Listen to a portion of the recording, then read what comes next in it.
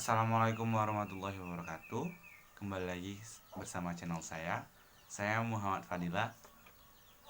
Kali ini saya akan menjelaskan sedikit penjelasan tentang pendekatan saintifik atau scientific approach. Pendekatan saintifik dimaksudkan untuk memberikan pemahaman kepada peserta didik dalam mengenal, memahami berbagai materi menggunakan pendekatan ilmiah, bahwa informasi bisa berasal dari mana saja, kapan saja, tidak bergantung pada informasi searah dari guru. Oleh karena itu, kondisi pembelajaran yang diharapkan tercipta di arah untuk mendorong peserta didik dalam mencari tahu dari berbagai sumber melalui observasi dan bukan hanya diberitahu. Maka, pembelajaran dengan pendekatan saintifik memiliki karakteristik sebagai berikut.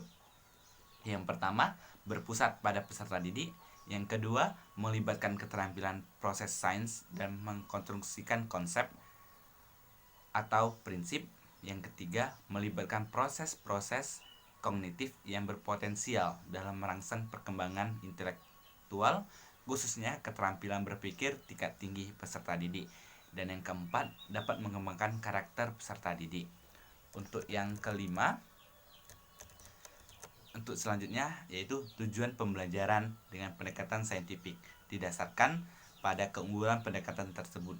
Beberapa tujuan pembelajaran dengan pendekatan saintifik adalah: yang pertama, untuk meningkatkan kemampuan intelektual siswa atau peserta didik, khususnya kemampuan berpikir tingkat tinggi siswa. Yang kedua, untuk membentuk kemampuan siswa dalam menyelesaikan sesuatu masalah secara sistematik. Untuk yang ketiga, terciptanya kondisi pembelajaran di mana siswa merasa bahwa belajar itu merupakan suatu kebutuhan. Untuk yang keempat, diperolehnya hasil belajar yang tinggi. Yang kelima, untuk melatih siswa dalam mengkomunikasikan ide-ide, khususnya dalam menulis artikel ilmiah. Untuk yang terakhir, untuk mengembangkan karakter siswa tersebut. Itulah 6 bagian dari tujuan pendekatan saintifik. Untuk selanjutnya, kurikulum 2013 menekankan pada dimensi pedagogik modern dalam pembelajaran, yaitu menggunakan pendekatan ilmiah scientific approach atau pendekatan saintifik dalam pembelajaran sebagaimana dimaksudkan, meliputi: yang pertama, mengamati, menanya, mencoba, mengelola, menyajikan, menyimpulkan, dan menciptakan. Untuk semua mata pelajaran, materi atau sistem atau situasi tertentu sangat memungkinkan pendekatan ilmiah ini tidak selalu tepat diaplikasikan. Secara prosedur, pada kondisi seperti ini, tentu saja proses pembelajaran harus tetap menerapkan nilai-nilai atau sifat-sifat ilmiah dan sifat-sifat non-ilmiah. Pendekatan pembelajaran disajikan sebagai berikut. Yang pertama, mengamati. Metode mengamati mengutamakan kebermaknaan proses pembelajaran, meaningful learning. Mengamati memiliki keunggulan tertentu, seperti menyajikan media atau objek secara nyata. Peserta didik senang dan tertantang dalam menyelesaikan masalah, mudah dalam pelaksanakannya. Kegiatan mengamati dalam pembelajaran dilakukan dengan menempuh langkah-langkah sebagai berikut. Yang pertama, menentukan objek apa yang akan diamati oleh siswa. Yang kedua, membuat pedoman pengamatan sesuai dalam lingkup objek yang akan diamati. Yang ketiga, menentukan secara jelas data-data yang perlu diamati, baik primer maupun sekunder. Yang keempat, menentukan di mana tempat objek yang akan diamati. Yang kelima, menentukan secara jelas bagaimana proses pengamatan akan dilakukan untuk mengumpulkan data agar berjalan mudah dan lancar. Untuk yang keenam, menekankan atau menentukan cara dan melakukan pencatatan atau hasil dari pengamatan tersebut, seperti menggunakan buku catatan, kamera, tape recorder, video rekaman, dan alat tulis lainnya. Yang kedua, dalam pendekatan saintifik, yaitu menanya.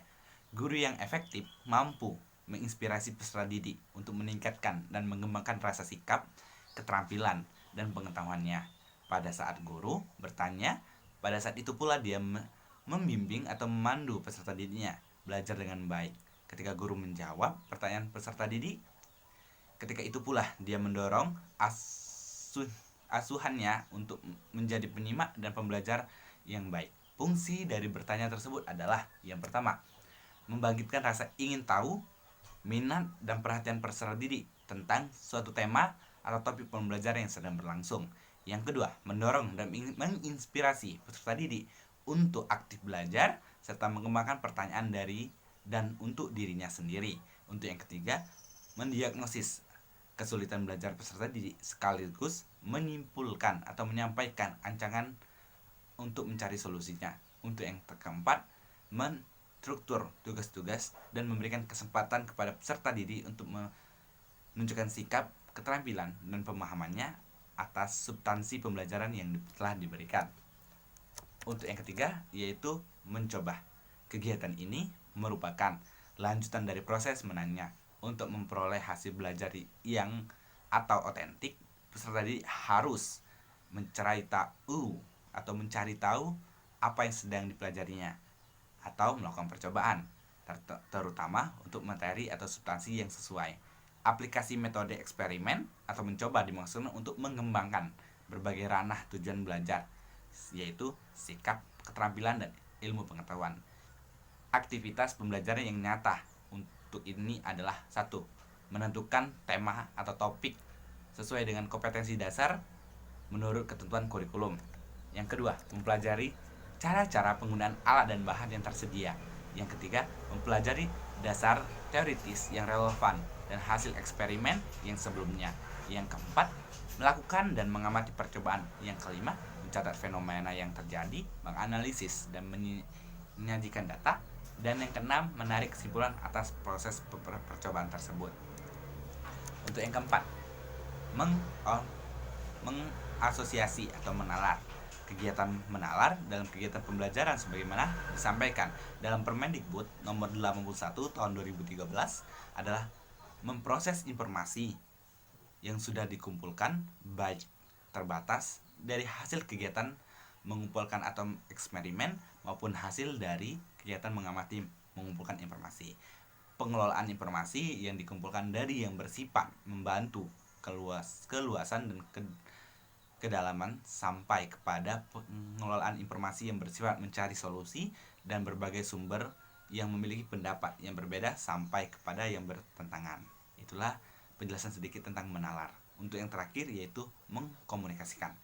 Pada pendekatan saintifik, guru diharapkan memberikan kesempatan kepada peserta didik untuk mengkomunikasikan apa yang telah mereka pelajari pada kegiatan tersebut. Dapat dilakukan melalui menuliskan atau menceritakan apa yang telah ditemukan dalam kegiatan mencari informasi, menemukan pola. Hasil tersebut disampaikan di kelas dan dinilai oleh guru sebagai hasil belajar peserta didik atau kelompok peserta didik. Dan nilai oleh guru sebagai hasil belajar peserta didik dan kelompok peserta didik tersebut. Kegiatan mengkomunikasikan dalam kegiatan pembelajaran sebagai disampaikan Permendikbud nomor 81 adalah menyampaikan hasil pengamatan, kesimpulan berdasarkan hasil analisis secara lisan.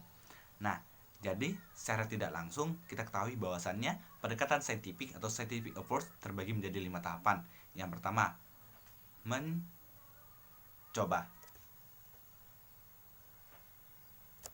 Yang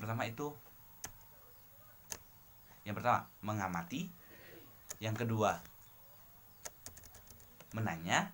Yang ketiga mencoba. Yang keempat menalar. Dan yang kelima adalah mengkomunikasikan. Baiklah, itu sedikit penjelasan dari saya, Muhammad Fadila, tentang pendekatan saintifik atau scientific approach. Dan tetap di channel saya. Sampai jumpa dengan pembelajaran yang selanjutnya. Terima kasih.